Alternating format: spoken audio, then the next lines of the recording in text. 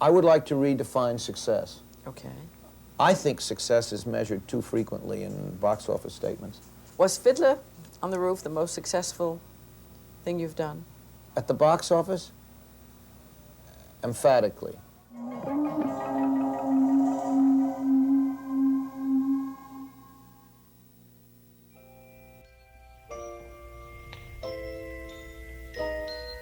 Strange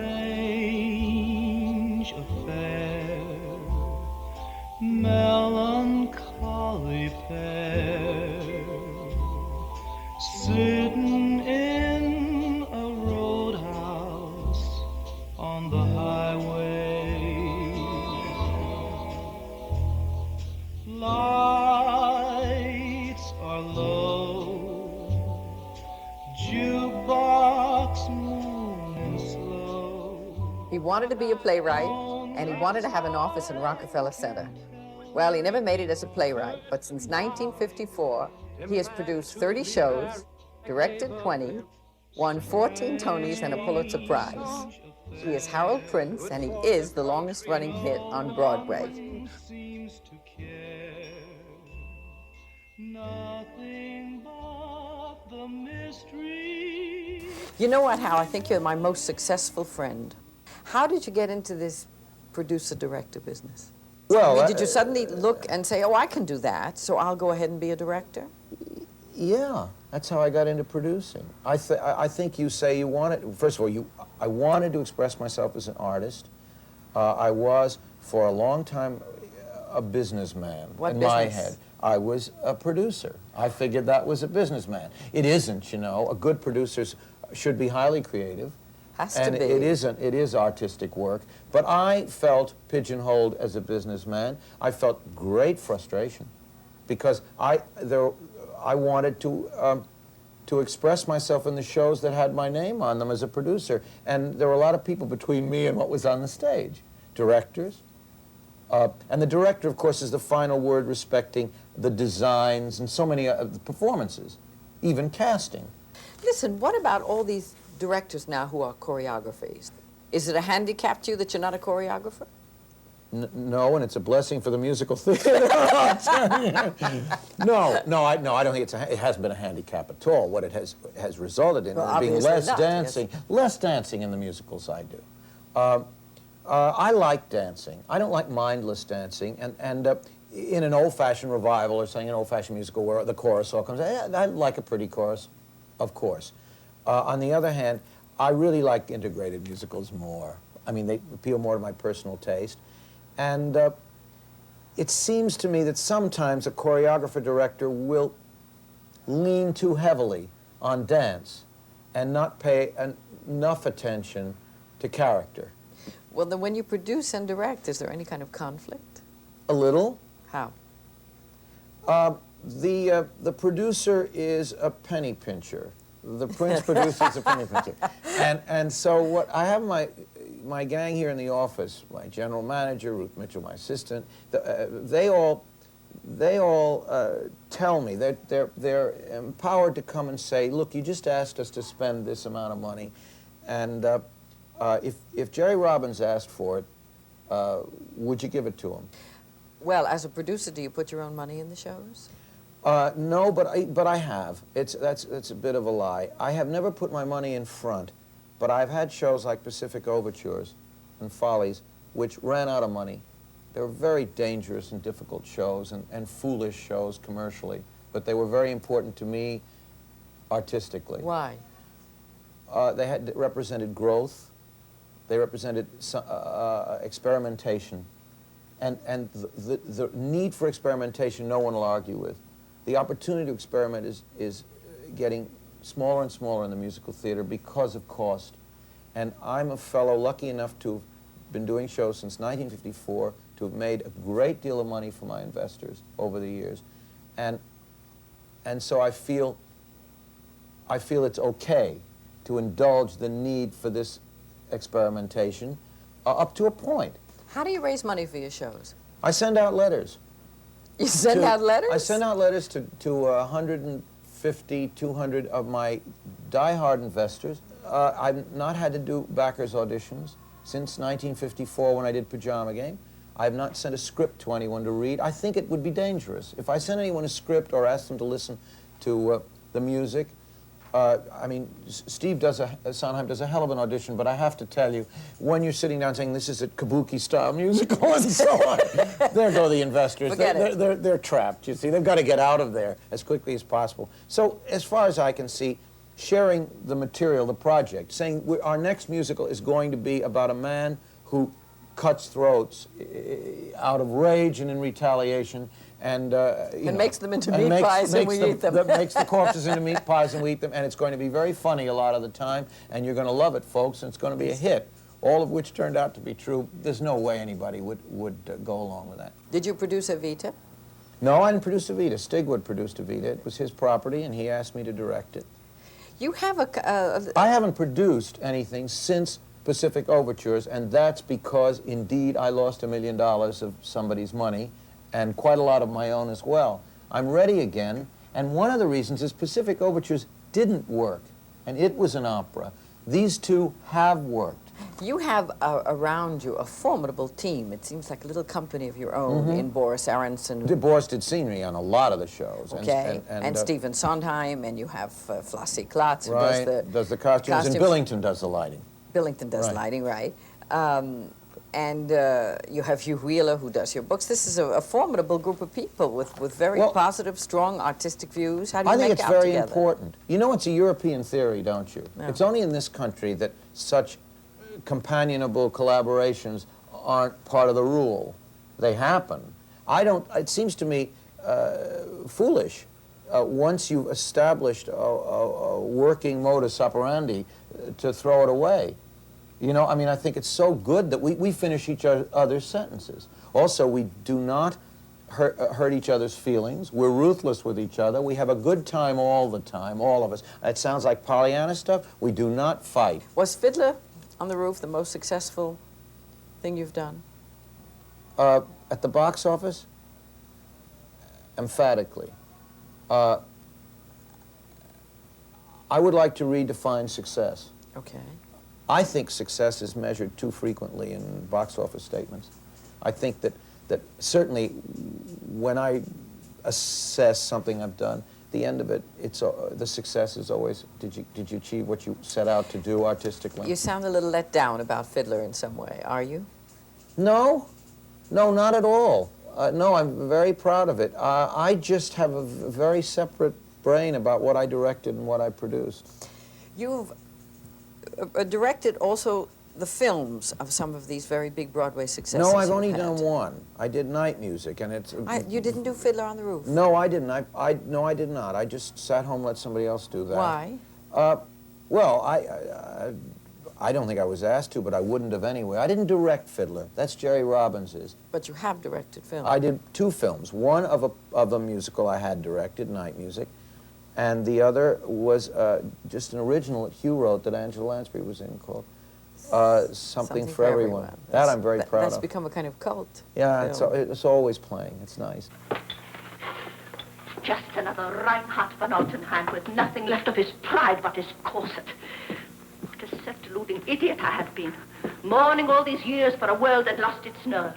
And a man whose manhood was only his positions, only the estates that were his by mere accident of birth. I have never told this to anyone. I've hardly let myself remember it. But as the things of this world slowly slipped away from us, I saw him crumbling before my eyes. And on the day when the last of the lawsuits went against us, he cried in my arms. Heinrich Graf von Ornstein, Mark Graf von Pulitzer Schinnerhorn cried in my arms like a baby, afraid of the dark. Umberto, a ghost. Mario of Romania, a ghost. Heinrich Graf von Ornstein.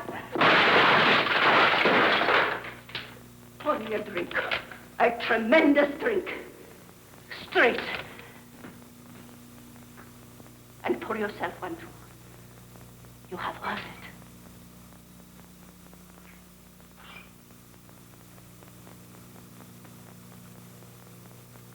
To money. Without money, there is nothing. And how about a little Night Music? I think it's a pretty good film. It didn't get released properly. I don't know quite why. I have my theories. I think we didn't solve some of its problems as successfully as we had on the stage. There's a problem with movie musicals as far as I'm concerned. A problem of definition, that whole thing about what is real, and you know, the total reality of film. On 2 occasions when I went to see your work, one in London when I saw Evita, and then when you invited me to Sweeney Todd here, as I walked up the aisle, I would hear people say, "This is not a musical, this is an opera." What is this fascination with opera? My fascination? Yes. Because I agree. I think both these are not musicals. These No, are I think they're operas. I'm fascinated with musical theater. I love musical theater. I love to work there. That's the point. And you equate musical theater and opera? Absolutely. I don't see any difference in the experience for me at all. Now, it used to be different.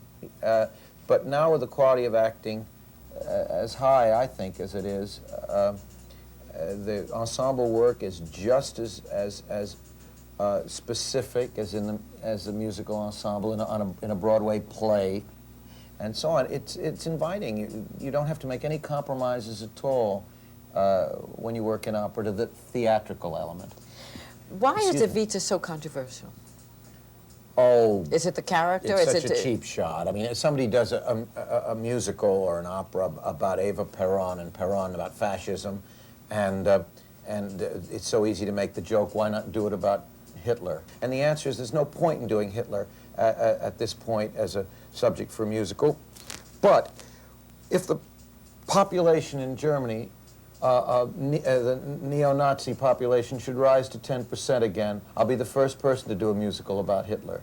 As a warning. That's what Evita's all about. It's about the perniciousness of media manipulation. Lottie Lenya went to see it a week or 2 ago and called me the next morning and was just overwhelmed by it. And of course that thrills me. I care a lot what she says. But one of the things she said was, I haven't seen that. I haven't been part of that in an audience since we left Germany in 1930. She said it was all about that. That's Nuremberg. And you can manipulate an audience. What we want at the end of the first act is to have manipulated them, lower the curtain on them, have them sit there and say, my God, what was that just excited me and thrilled me? That was fascism, for God's sakes. And it can happen anywhere. Now, you gave me the perfect lead-in. When Lottie Lenya telephoned you... I knew what I was doing. Sure you did. Did Lottie say to you, listen, Hal Prince, I have a wonderful opera written by my husband called Silver Lake? Not that time she didn't, but about, a year and a half ago, I got a cassette from her. She called and said, I have a cassette of a concert I did in The Hague of this thing called Silbersee in German.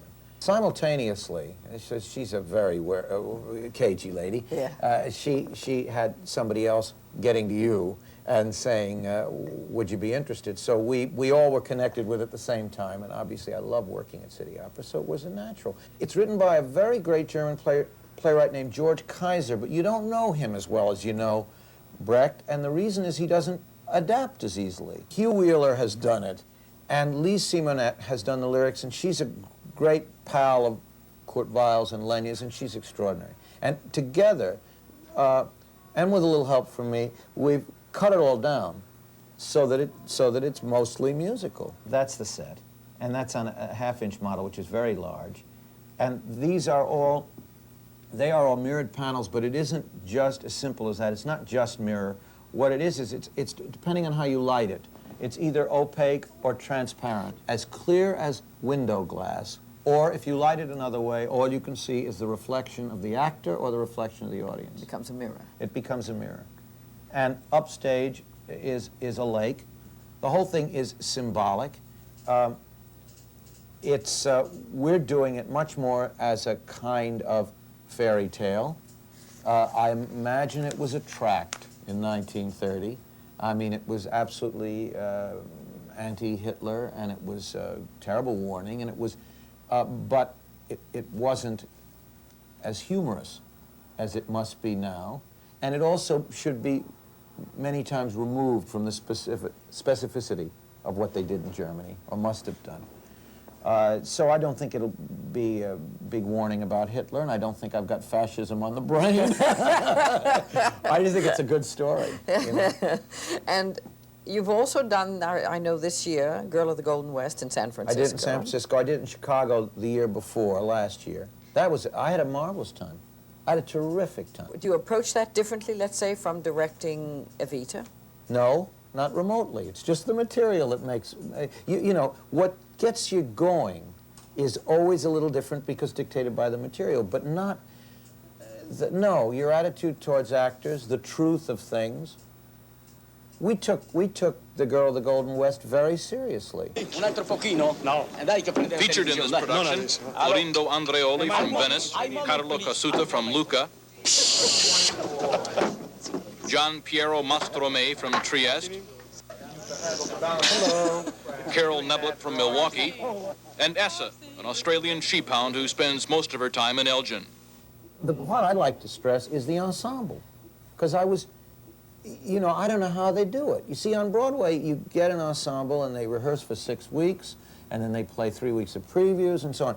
These people go from opera to opera, 2 operas in one day, different operas, and they move from one costume and one milieu and one drama to the next with such skill if you ask them to. Now, obviously, in a piece like Silver Lake, which has never been seen in this country, you have free reign and can do anything you like with it. But in terms of staging a piece like The Girl of the Golden West, or as you're going to do Traviata in Santa Fe this summer, you evidently don't feel that opera has to be considered a museum piece, that there is a standard way to do it, and you are not afraid to go into a production as if you've never seen Traviata before. No, I think that's the only way. It's the only way it's inviting to me. Now, we can talk about Traviata. I'll put my neck right in the noose, okay? Because I know it's one of the most popular operas ever performed. The reason I'm doing it is because I've never seen a performance of it that convinced me of anything. Because it's too overproduced. It's something you hadn't anticipated. I'll tell you one of the joys of working in opera, okay? You don't have the burden of a $1 million investment that has to be paid off. Mm-hmm. First of all, costs in opera simply are not, for very good, real reasons, what they are in the musical theater. But I want you to bear in mind that a $150,000 production for us is like $1 million production. But you know what you don't expect? You don't expect it back. No, that's That's the point. And you also expect some of these operas, at least, to be in repertoire on and off for a long period of time. Traviata can stay in 10, 12, 15 years. It's that you don't expect it back. The problem of working on Broadway, it really is a burden, and an offensive one sometimes, unrealistic of me to say, but it's a burden to know that you're carrying now it's $1.5 million to do a musical. Do you think that's going to put an end to musical comedy? No, I think it's going to make people rethink ways of doing them more cheaply and using more imagination and less money, but I also think it's going to make people think you can't just throw together. You have to do something special that makes people spend $25 to see it. Let me talk about those people that spend $25 to go see it. What kind of public is that today that's going to the musicals? Well, very largely young. Yeah. Because, see, they have money. Most of the kids have more money than their parents, and that sounds so glib, but it's true, you know, for reasons which are obvious. The theater has gotten back the nucleus of the audience which made me go into the theater in the first place. People who are passionate about theater, who've identified what makes theater different from film. Isn't there going to come a moment, though, with the union costs and the physical cost of putting on that production, where we're simply going to have to price the ticket so high that it's going to affect, A, the kind of audience that comes, and B, the numbers that can afford to come? I think different ways of financing are what's going to happen. I don't think the prices are going to get that high. I think some kind of form of subsidy, yes. Not only of tickets for people, we have some form of subsidy now, in that we have a half-price ticket booth that is working dazzlingly. And we have other means, student rush and so on. We have slowly a kind of system in which the affluent, in fact, are subsidizing the less affluent. The other thing is just simply financing musicals. That's the most expensive form. Financing straight plays has been changed over the years in that they get tried out in regional theaters. People get to see them. You know what you've got before you move to Broadway. Elephant Man's a good example. You know you've got a successful play that people want to see, a hit. What's in your future? A musical with Steve Sondheim and George Firth, who wrote Company. It's sort of an original. I can't talk about it because we just started. It's suggested by a play. And one of the nice things about it is it gives the lie to all those people who say I'm a misanthrope. It's, I think, going to be very warming and uplifting, optimistic, would you believe it? And furthermore, it's not an opera. It's a musical with a lot of spoken dialogue. You mean the leading lady's not a retired ex-opera singer? I'm very upset about that. But I'll tell you, I'm doing one of those, too. Are you? Yeah, well, not a retired ex-opera singer, but I'm doing Sunset Boulevard. That will be an opera. And Hugh Wheeler's doing the libretto for that, and Andrew Lloyd Webber, who wrote the music for Evita, is doing the music. I was going to say that I had the rights to that 25 years ago, believe it or not, 23 years ago.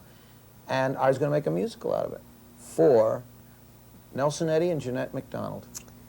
And I worked on it for a year, and then suddenly one day I realized it's not a musical, you know, not in the old definition, it's an opera.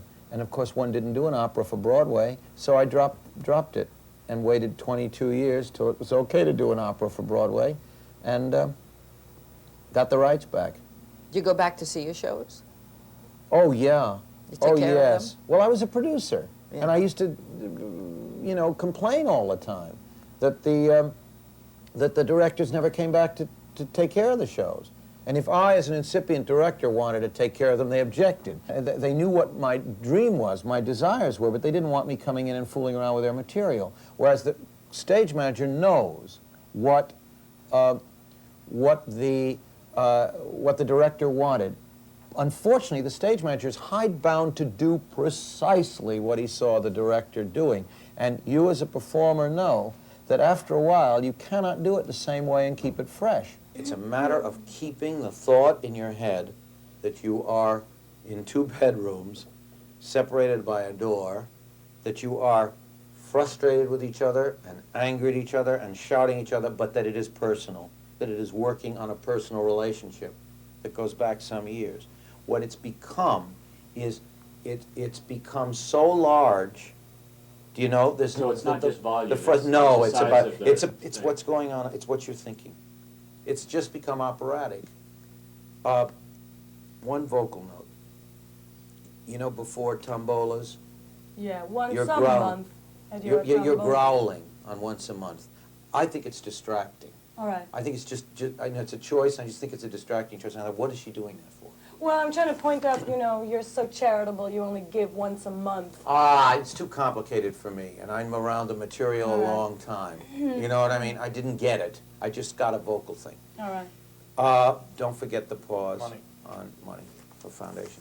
And that's it, folks. It's a director's prerogative to come in and say, it's getting, don't you feel it? It's getting stale. Why don't we do it another way? Or just the simple act of going left when you went right for 30 performances can free you again and free everyone else who has to adjust to where you moved. That kind of thing is a director's responsibility. You know, I'm going to change your name. To what? Not Hal Prince, Hal King. I This see. is Beverly Thank you. Sills.